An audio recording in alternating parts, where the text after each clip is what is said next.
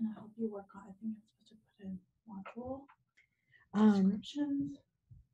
I have a UDL meeting at 10. Okay. So, I mean, if it's okay with you, I'll just be listening to the webinar. Yeah. And then I told Olympia from 10 to 11 because it's part of my integrated services thing. Okay. Sorry. Text me and say it's going to just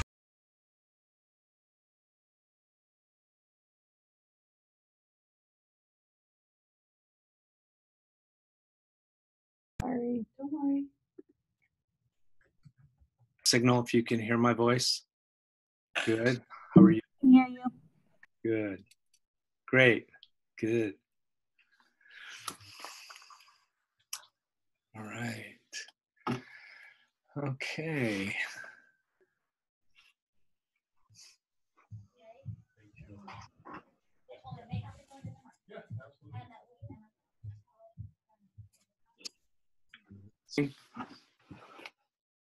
Yes, I'm going to go ahead and do that right now. Okay. All right. We are good. There we go. Well, good morning, everyone. So happy you're with us this morning. My name is Fred Cochran. I think some of you may recognize me from some of our calls in the past. I'm happy to welcome you to another one of our California UDL Network meetings. The meeting will also be recorded so that you have reference to it at a later time. So great to have you all with us, and Pam's going to navigate the slides as I get started with everybody today. So I'm trying. Hang on. It's not moving the slide. Yeah, it's okay. It's always something, right? So you are going to be prompted in a bit to be sure that you log into the chat box so we know who's on the call. So who's in the house, right? So this time we take roll calls, so add your name, county office, district, or school. As you know, we've really opened up this platform to include anyone who's interested in the field that wants to know more about UDL and be networking. So please log in, let us know you're here, and of course we'll use the chat box for questions or comments or links or things you want to share. So great. I'm trying to advance the slides, so just one moment. Yeah, there we go. So as Fred introduced himself, he is a coordinator from San Joaquin County Office of Education. I'm Pam Tuppy, a coordinator down here in Orange County, and I'm joined by Rhonda Marriott, also one of our coordinators focusing on MTSS. So we are excited to be your facilitators for today. Rhonda's going to be taking notes and monitoring the chat box. So please feel free to ask questions there, as Fred mentioned. And don't forget to mute yourself as you join the call. And we'll kind of be going through and monitoring that as well. Right. Yeah, that's a good point, because if you are in a room where someone else is also on the call using their laptop, if it's not, the sound isn't canceled or off, we'll get background interference. So great point. So good reminders. So again, we always start out with our learning outcomes, and we have a couple of outcomes for today's call. The first one, of course, is to share best practices. And also our other outcome will be to capitalize on expertise from participants to support our implementation efforts. So we have kind of a range of different voices today, which I think will be really exciting, and hopefully you'll take away something from today that will help strengthen your MTSS as well as your UDL in your school. Yeah, and we are really excited as one of our special guests today. We do have Jennifer Levine on the call from CAST, so she's going to be doing a special, we're calling it like a mini professional development for us today. So we are really grateful for their partnership, and we'll talk about that little bit more in a minute. So just again, to revisit our meeting norms, remember to mute your device located on the Zoom toolbar. Continue to ask questions or comment using our chat feature. And as Fred just said, if you're joining the call with others in the same room, just be mindful of muting. We will be recording this and posting it in the Google folder should you want to view this later. And the way that you can access our Google folder and where we keep all of our stuff is at this link right here. We have a subfolder where we have all of our resource documents. We also have all the slides from all of our meetings. We have all of our meeting notes, and we also have the recordings. So we'll go ahead and post that in the chat box if possible. Are you believe that, Rhonda? Rhonda's going to go ahead and put that link into the chat box so you have that as well. And just a note that on May 13th is when we're going to have our next meeting network for the year. So with that, I'm going to go ahead and introduce Fred formally to kind of introduce one of our first resources, which is his UDL Toolkit. So Fred, can you take us on a quick tour of the toolkit? Sure will. Thanks for asking me to share today. So many of you may already know a little bit about the fact that I've been collecting resources for UDL. So, but just kind of give you a little background as to the why I put this together. So, you know, most of you have been in this position where you may be a county lead for the multi-tiered system of support. So as my work evolved here and learning more about MTSS, UDL was always, or Universal Design for Learning, was always one of those areas that I wasn't as familiar with. So I realized that I needed to hone up on my background and knowledge so that I can support others. So I did a lot of reading, read a lot of books, listened to podcasts, collected articles and watched videos. And of course, so fortunate that we had the California SUMS PLIs because we had wonderful guest speakers that you may remember. The first one we went to, Pam Tuppy and Rhonda and Katie Novak presented UDL kind of a basics or 101. And last summer, James McKenna and I presented UDL Guidelines, a 3-hour tour, which was a lot of fun. If you were able to go to that, you saw me as the skipper and James as Gilligan. So we had a lot of fun prepping that and planning that and presenting. So then, you know, I needed a platform to share these resources. So the live binder was one that I was very familiar with. So I decided to start collecting things and organizing them in a fashion that might be useful for others. Can you tell us a little bit about what platforms or applications interface with the live binders? Yeah, sure. So people that may be new to LiveBinder, you know, it's kind of visualize it like a 3-ring binder, a virtual binder, a digital binder, and it really takes organization to a new level. You know, I noticed that even if you're not real tech savvy, it's easy to navigate. Teachers and students like using it. Teachers use it in classrooms. I use it at the Teachers College when I'm teaching different courses as my kind of to guide my instruction. So the binder, you know, you can load documents, you can load websites, media, images, video. It's almost kind of endless the number of things that can actually go into LiveBinder. So it's actually organized, as you can see on the screen. You know, there are tabs to the left that they're left justified because that's kind of my preference. I like looking at things this way in designing the live binders. And so there are 3 types of tabs. There's a main tab, which you see right now, and then there is what we call subtabs and base tabs. Pam's going to click on one of these right now, the UDL guidelines, and as she's done that, then you'll see below that there are subtabs listed below.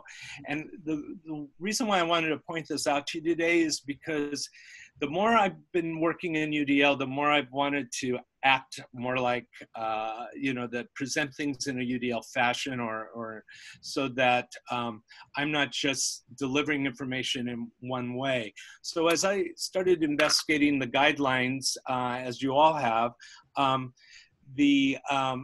I found that there were different ways that people could, different ways of representing the material, right? So CAST has their website. Of course, everyone knows about this one. It's an interactive website. You can click on a guideline or the checkpoints and get more information. So it's really a very useful way to look at UDL. There's even a text-to-speech tab at the very top for people that may need a little assistance. So it really gives access to more folks, which is what we want to do. Sanger, I love the stuff coming out of Sanger School District. They are just a leader in this area, and they do some really cool tools with UDL that I've been sharing. And that's the great part about UDL, is that I think we have such a good, we have so many good materials out there, and and to find a place where we can just store everything so it's easy access is kind of the purpose behind this live binder. So the next one Pam's checking is UDL for teachers, and maybe you really want to see video, a way to represent these guidelines with videos, and these are really helpful for folks that are more need the auditory visual and the examples to be able to understand a little deeper about what are each of the guidelines and the checkpoints within there. Some folks really like the text version, and UDL Guidelines 2.0 is the full version of this in a text form. So I thought, well, that would appeal to someone who maybe that's their best way to learn. The last one is just another example of using a platform called ThingLink. And as you hover over some of these icons on the on this particular resource, you'll have some hotspots that'll describe what's there, and you can click and go deeper to find out more information. So ThingLink is one of my new go-tos that I really like, because it's very engaging and gets people opportunities to look at so many different things and not have to keep moving from window to window in their computer or tab to tab. So really a cool thing. So the last one is really just gives information about the phases of UDL implementation. And I thought it fit well here. So that's the reason why it's included within this tab. So some of the platforms, I know Pam's gonna, Pam and I were talking about, what are some of the platforms that you can include in the live binder or in this toolkit? And I'm just gonna go through about 10 or so real quick. The things like YouTube, MP4s, MP3s, Google Docs, Google Slides, Google Forms, Google Sheets, they can all be linked into a live binder. ThingLink is one that I would invite you to explore. It's a lot of fun. I have a ThingLink, a couple of ThingLinks built into the live binder. Padlet fits beautifully here. Flipgrid, a great 90-second video. You can see my mug there, and I did a quick 90-second introduction to the live binder. So that's something new that I recently did. PDFs, anything Word, PowerPoint, Excel docs, you can upload them and put them into the binder. I've even incorporated blogs, of course, websites. You can embed code. I mean, I could go on and on, I guess, but I don't really need to. I think you can see that it's a platform that's very open to integration and being able to keep everything in one place. So the link to my line binder is right here on the slide, so you can, it's a public binder. You're free to look at it at any time, explore things as you wish. Originally, the toolkit was really designed to just be a private resource to share with some school districts I was working with, but as I started getting more involved in UDL, I decided that it would really, why not share this with anyone who's interested in UDL. Thank you so much, Fred. Could you talk briefly about your session that's going to be at the UDL IRN Summit? Yes. And then while you're doing that, we'll check the chat box for any questions. Perfect, sounds good. So as you have heard, there will be the UDL IRN Summit April 7th through the 9th. I hope you're able to attend there. And I was honored to be accepted to present the UDL Toolkit there for one of the breakout sessions. So I'm excited to give people an opportunity to look at the toolkit in real time, and that's why it's called UDL Toolkit in real time, because people need to have opportunity to explore and be able to find what resources are meaningful for them, and also be interactive in the whole process, you know, by sharing their own resources that may be helpful for others. So it's pretty much the 411 on all that. Great, thank you so much for sharing. We checked the chat box. We don't have any questions at this time about the toolkit. So thanks again for sharing that resource. Now what we would like to do is have you, I'm going to advance the slide. We want to do a poll of those of you that are in the call right now to get a sense of where you feel your school site or district currently is in implementation of UDL, and what are some of the things that you did to get started. So we're going to take 5 minutes to have you individually reflect in this Google form.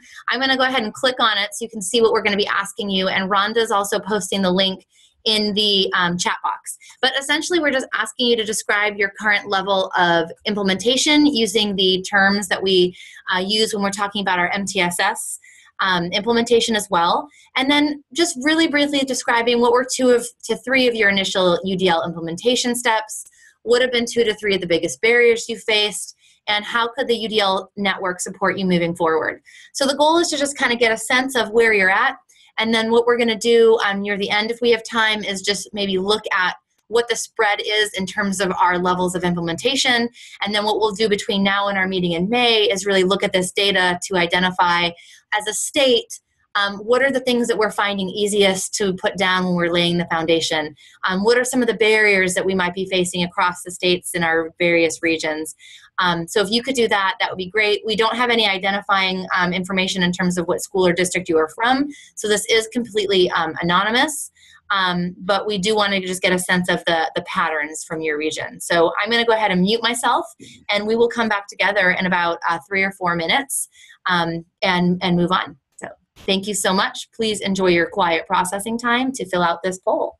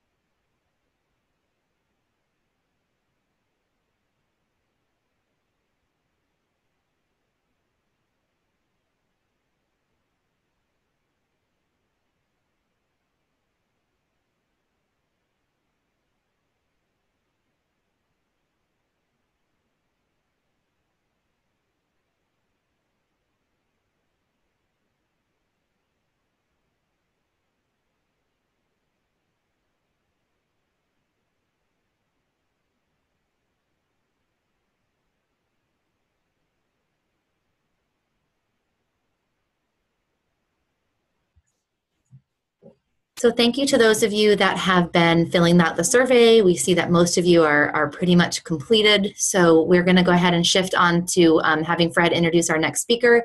If you did not get a chance to finish, though, you're welcome to either finish it during the call. The link is in the chat box, but it's also available on the slide, as you can see, that is in our shared folder. And you can also finish it after the call as well. So Fred, do you want to go ahead and introduce our next speaker? Yeah. Yes, thank you. So, I've been, one of my positions at the county office is to lead UDL trainings, and so we've gone through a series of trainings recently, and one of our schools, River Islands charter school, I asked them if they would be willing to share some of their first steps into UDL.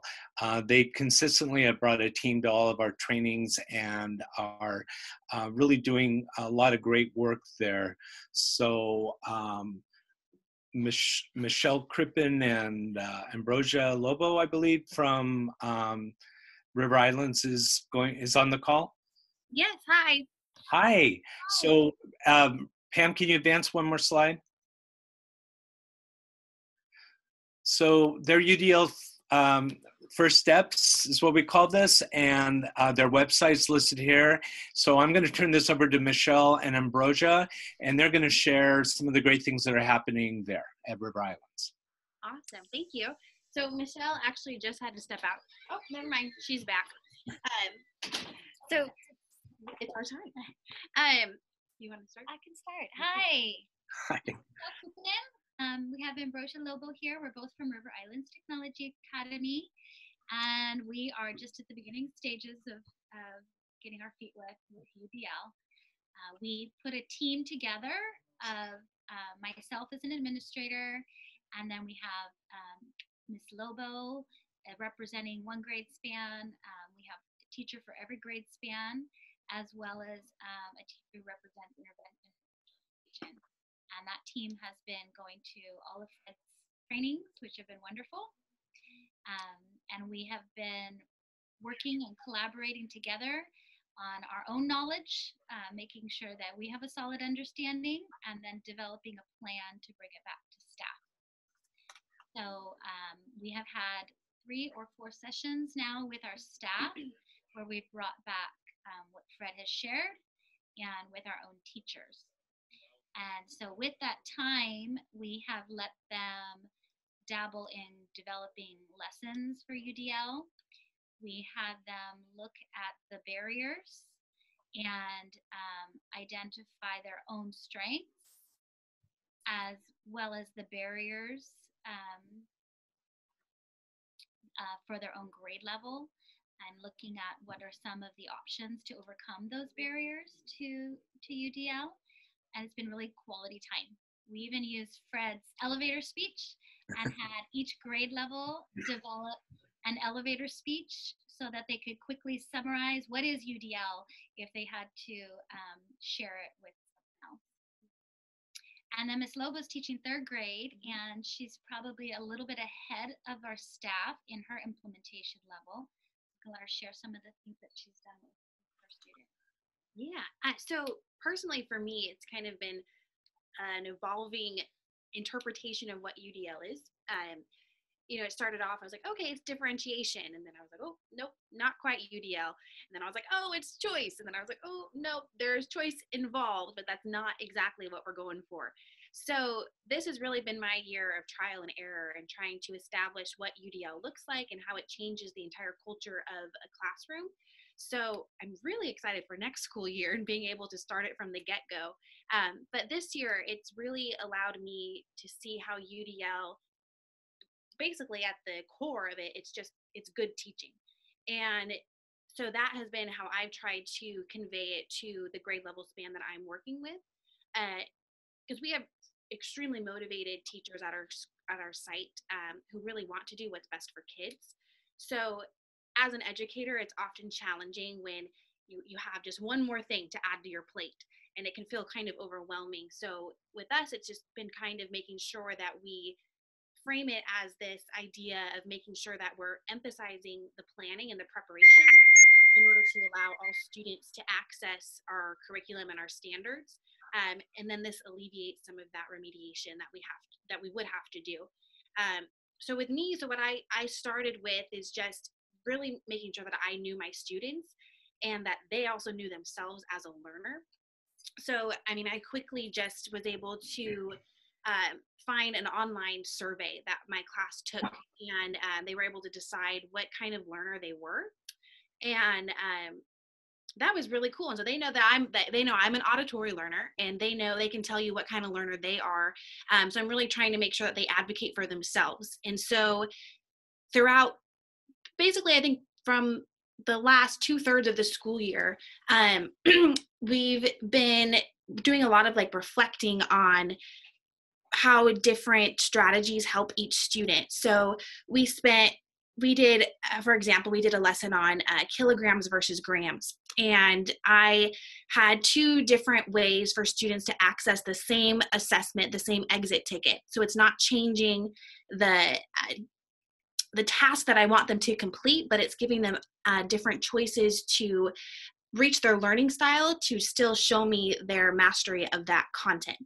So it's a lot of, okay, here's a visual way to access that. Here is a kinesthetic way to access that. So we just started with 2. And so the students would then try both of those. And then it's a lot of coaching and reflection at the end. So the students are able to realize what worked for them and what didn't work for them, or what allowed them to feel most successful.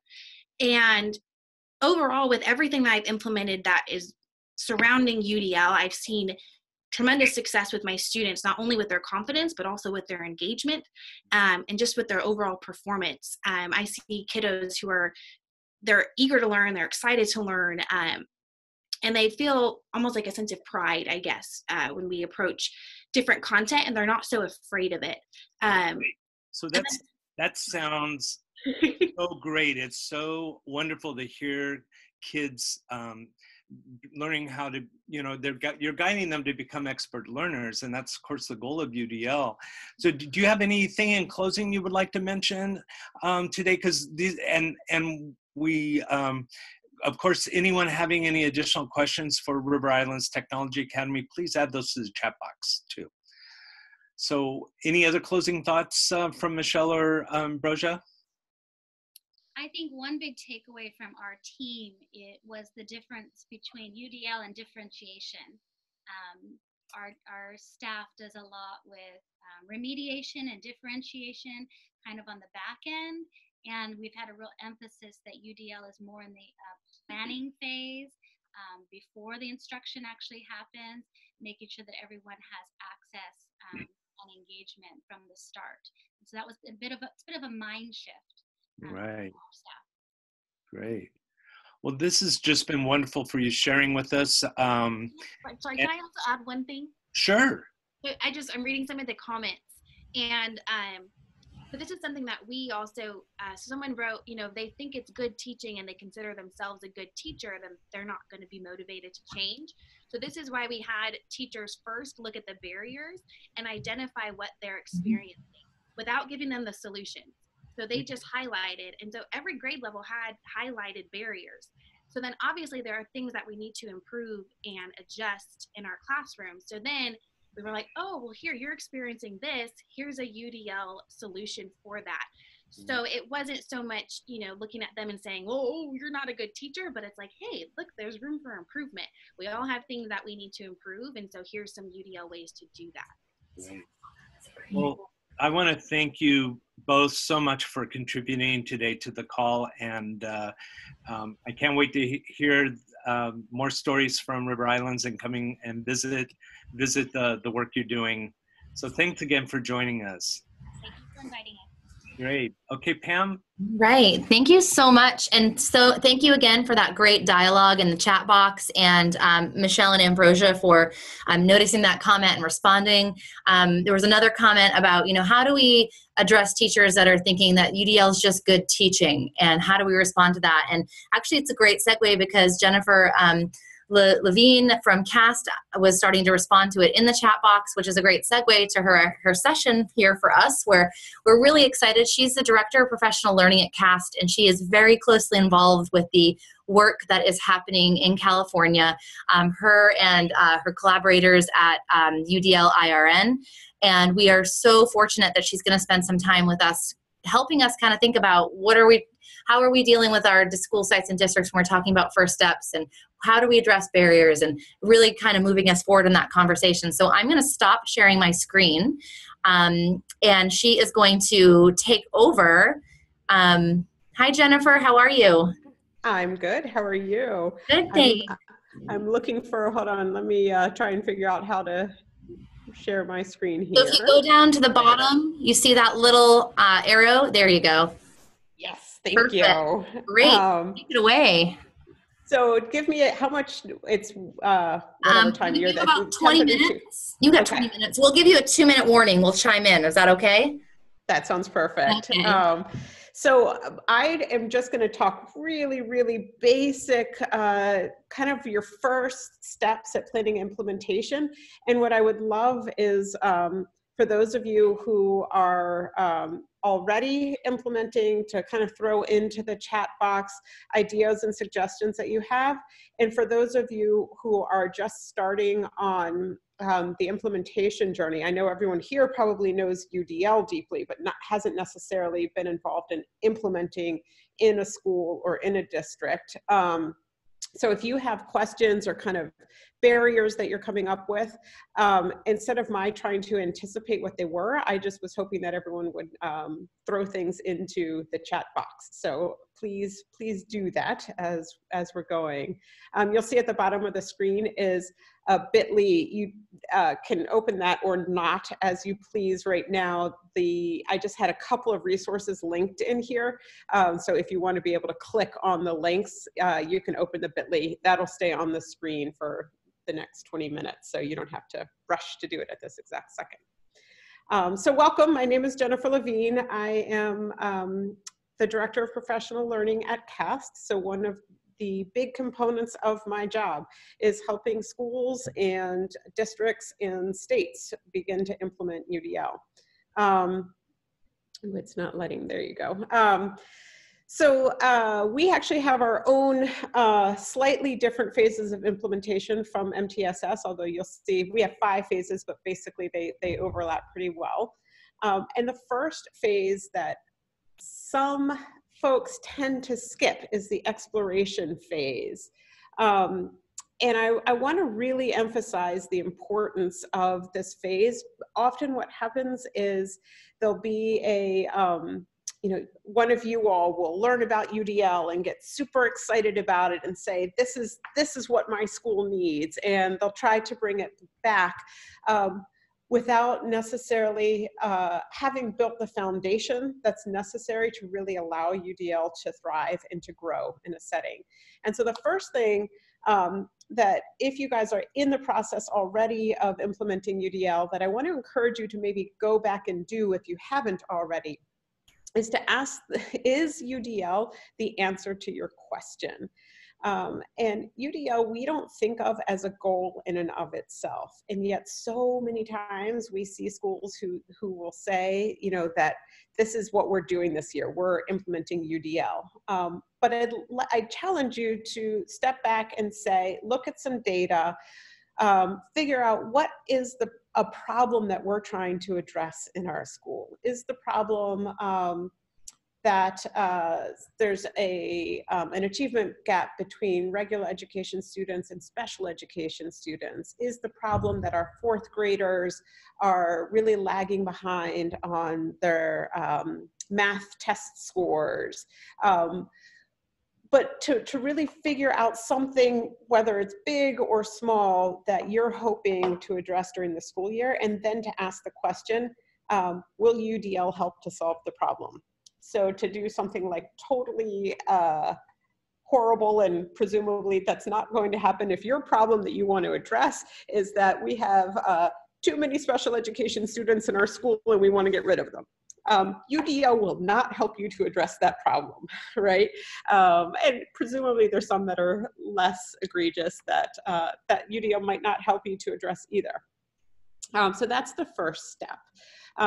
And then I'm going to just say, this is where you can click on things. I'm not going to go into this, but if you need to learn more about UDL before you can know if it answers your question, there's all different things that you can do. You can participate in a book group, you can take an online class, you can enroll yourself in some PD opportunities, watch free or not free webinars, go to UDL conferences. Conveniently, each of these things are things you can do through CAST, which are what the clicks are, the things that you can click on are, but obviously you do not have to do them through CAST. As you can see here through the UDL Coalition, there's tons of people who are doing phenomenal things throughout California. But let's say now, oops, what just happened there? Oh no, or am I still casting or no? Are you guys seeing my screen? Yes, we are seeing your screen. I think you just clicked on one of your links. Oh, got So it. if you hit the, is it the Google slide right next to that tab that's trying to open? Hold on one second. Let me come Now we back. see you.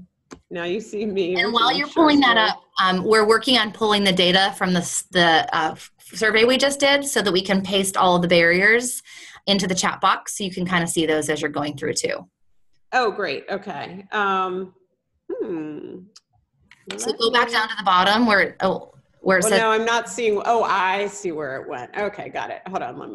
I can fix this. Sorry. Hey, one would not believe that I do this slightly for a living. Hold on. Yeah, I don't think you're sharing your screen anymore. So I'm not. I'm looking for my slideshow. There it is. Okay. So now I will come back and share screen. Sorry. Perfect.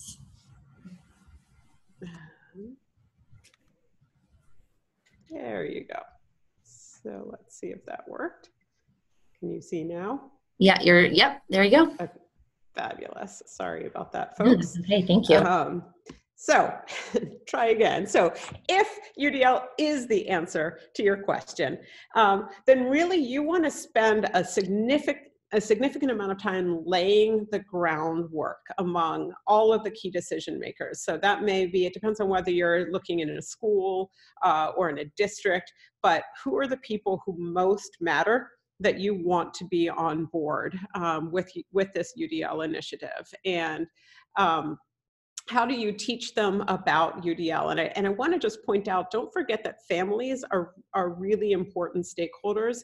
Some of your best advocates can be the parents of students who are from groups that traditionally are left behind in an educational system. So the families of students who have IEPs, the families of students who are non-native English speakers, the families of minority students. If you can really talk to these, to traditionally disenfranchised groups and help them understand how UDL might support their child, that can be a really powerful place to start.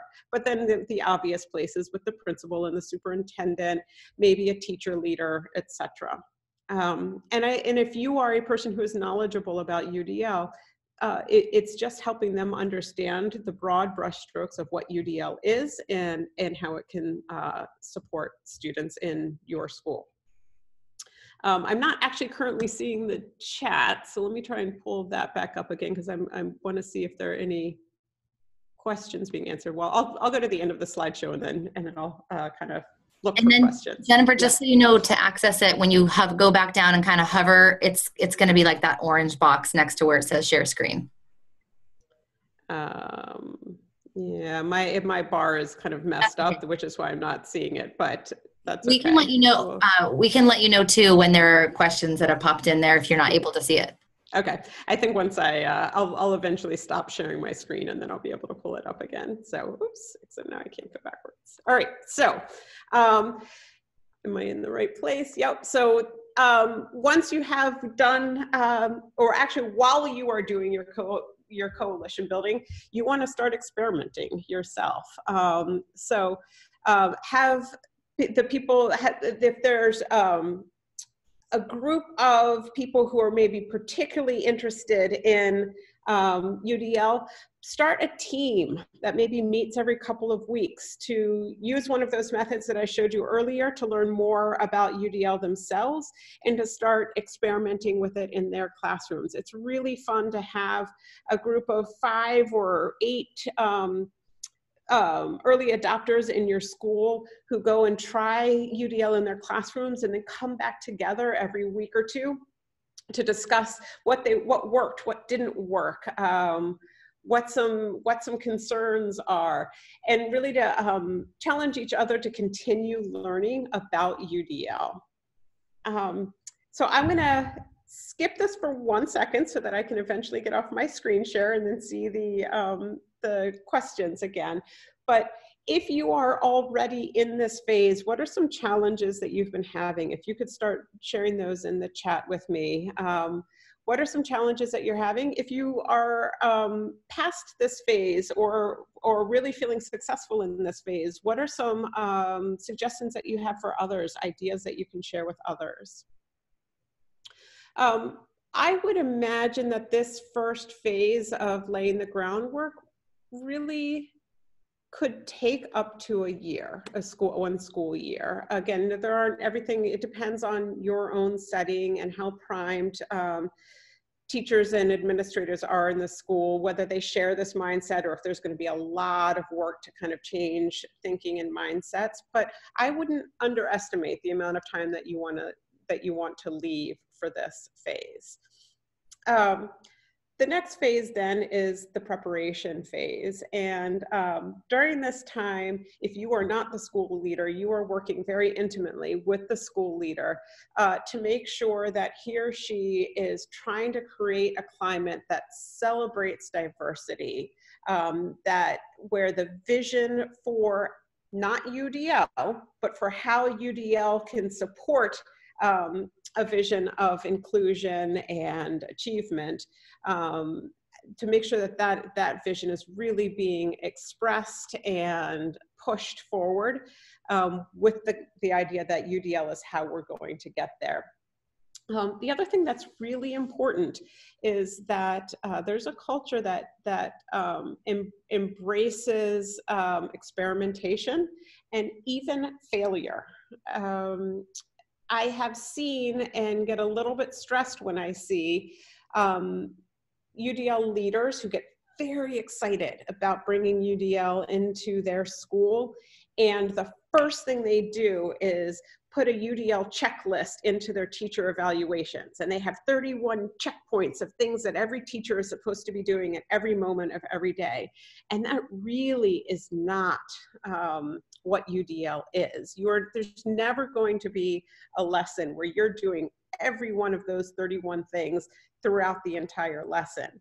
And so what a UDL leader should be encouraging is that you're setting high goals, you're anticipating what barriers there might be to students achieving those goals, and then you're experimenting with different ways to minimize those barriers. That's really the meat of what UDL is. And failure is a huge opportunity for learning, and you want to encourage that in your students, and you want to make sure that the teachers are encouraged that, yep, you'll mess it up. There will be a day when you thought you had the perfect lesson and little Susie got in a fight with little Tommy on the school bus on the way in, and your whole day is just totally different than you thought it was going to be when you designed that lesson.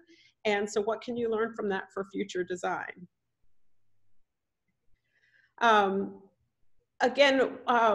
When you are starting to implement UDL in a school, a strong suggestion I have, it doesn't have to be done this way, but a suggestion that I have is not going school-wide immediately.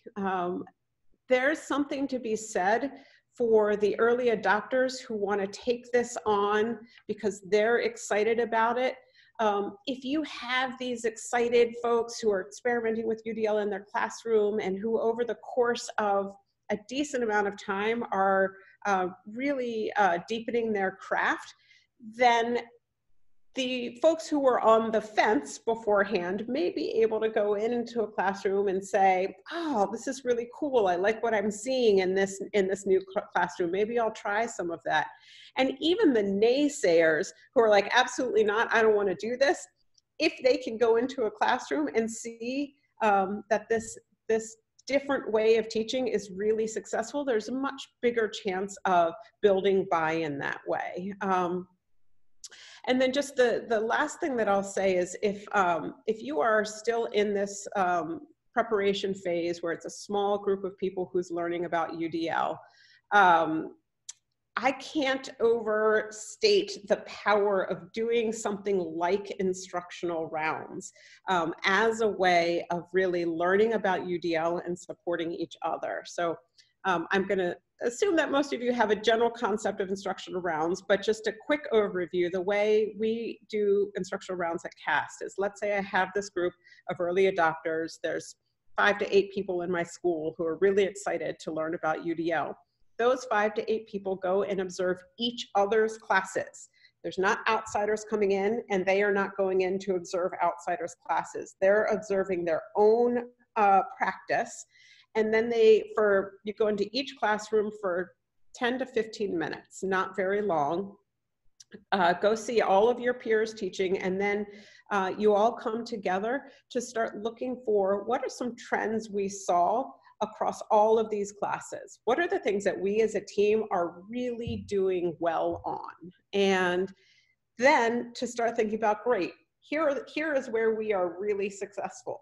What is our next phase? What is the next step that we want to take to improve our success? And to set a goal. All right, we're really going to work on, we're doing great with students who seem to be independently motivated. They are really able to achieve rigorous goals, but we want to start to focus in on X population of students and really see how we can engage them better.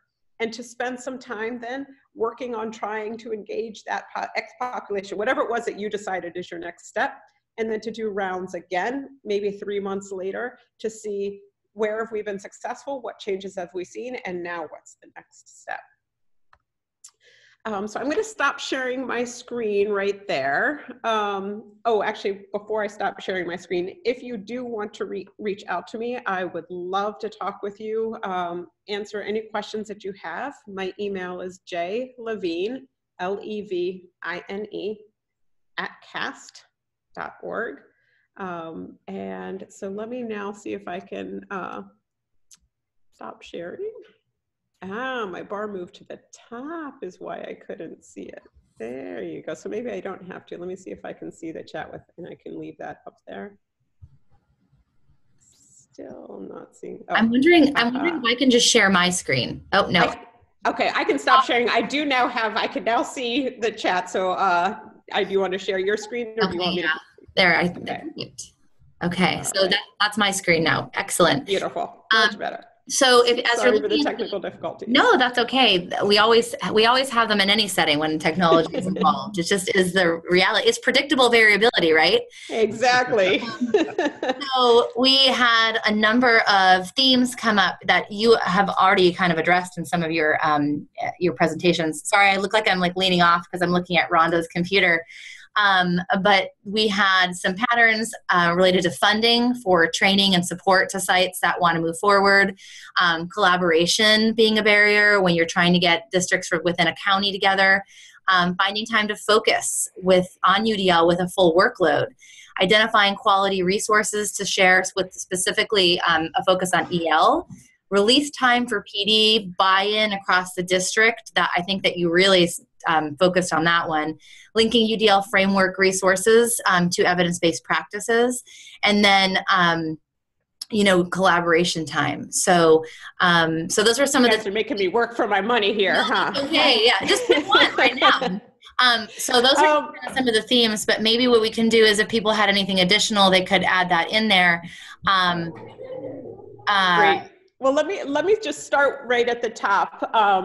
Funding is a huge one.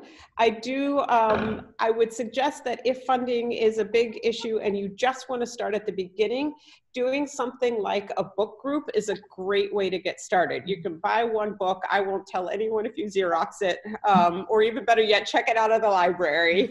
And doing a book group where you meet monthly to talk about either one whole book, if you guys are have way more time than I do, or if you want to just do chapter by chapter, I think is a great free way to start.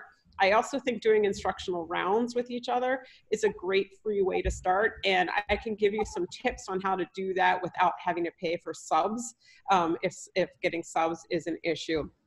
I will just throw out there that I don't know how many of you know about Perkins 5, but there, if you just Google Perkins funding,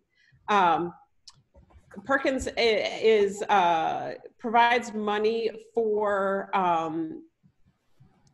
one of the main things that Perkins is funding right now is training people around UDL in a CTE setting, but you don't only have to be training CTE being career and technical education. You don't have to only be in a career and technical education setting to get this funding. And so that's a great place to start for getting some funding.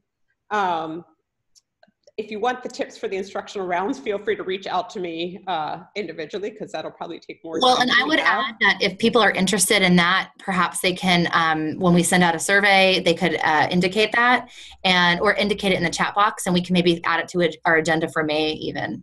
Oh, okay, great. So trying to get, well, I don't know if I have time to do, am I hitting time here? Should I try and go through all of these? You have about 1 minute and 20 seconds. Okay, 1 minute and 20 seconds. Trying to get districts within our county together. I think joining this UDL coalition and having them join the UDL coalition would be a great place to start. Also, if you consider yourself a UDL expert and you can just do a free training that you would invite key stakeholders in your district to come visit you to do a free training, I think that would be a phenomenal way to start to get folks in your district on board. I tend on those trainings not to go very in-depth about what UDL is. You do not need to get into the 9 guidelines and the 31 checkpoints and all of this stuff.